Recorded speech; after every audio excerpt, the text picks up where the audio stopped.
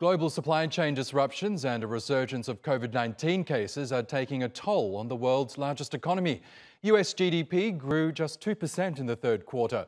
Officials say exports fell during the period, as did disposable income. Meanwhile, inflation continues to rise, leaving policymakers with a delicate balancing act of driving economic activity and curtailing price increases. Mobin Nasir reports.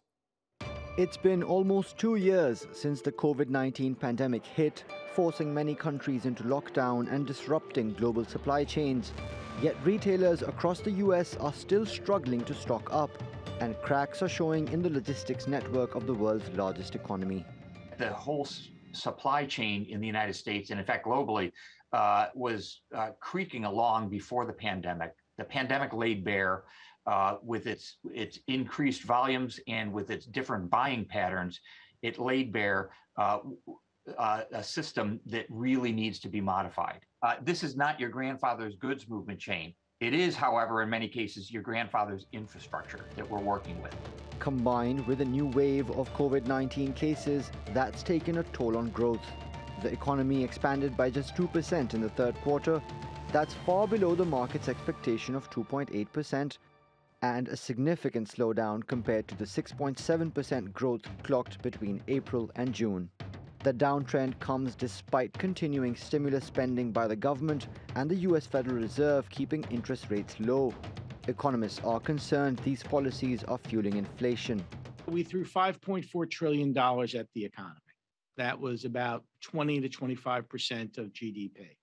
And that's going to be largely reflected in a combination of increased real growth and an increased price level. So yes, the price of goods and services post-COVID will be higher than the price of goods and services pre-COVID, principally because of the processes the government used to try to mitigate the damage due to the COVID-19 mitigation strategy, which was a lockdown mitigation strategy. But US President Joe Biden wants to raise government spending even higher. His administration says it has bipartisan support to pump another $1.7 trillion into the economy. That's much lower than the $3.5 trillion initially proposed. But economists say it would drive up inflation and could force the Fed to raise the cost of borrowing at a time when the US economy is already sputtering. Mobin Nasir, TRT World. For more on this, economist Joann Weiner joined us from Washington. She's the director of the Applied Economics program at George Washington University. That's a very disappointing GDP number coming in. It's so much lower than it was just a quarter ago. And as he pointed out, the news is not very good. Supply chain problems will take a while to solve. It seems as if everywhere you turn, someone is having a supply chain problem. We're trying to buy a new car. We can't find one.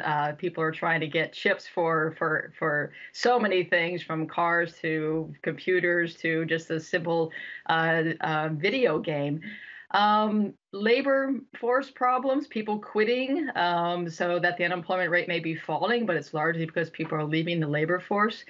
This is not a good report. The best news might be that spending in certain areas is going up. Consumers are spending on services again, so that's a good thing, and those aren't affected so much by this supply chain problem. But I'm not at the moment as optimistic as I might have been a few days ago.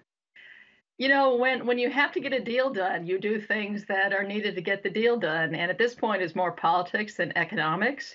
Certainly, if President Biden had a much bigger majority in Congress, he could keep some of the spending issues. But when he's got pushback from various Democrats who do not want to have big tax increases when they're heading into election season in just a few months, it was a hard sell to begin with the big amount of spending and the taxes that had to go with it. This bill can probably get through now. It's half as large as it was before. It's kept a lot of good things. It's got rid of some things that were somewhat more controversial. But in contrast to GDP, this actually looks like something that'll bring good news.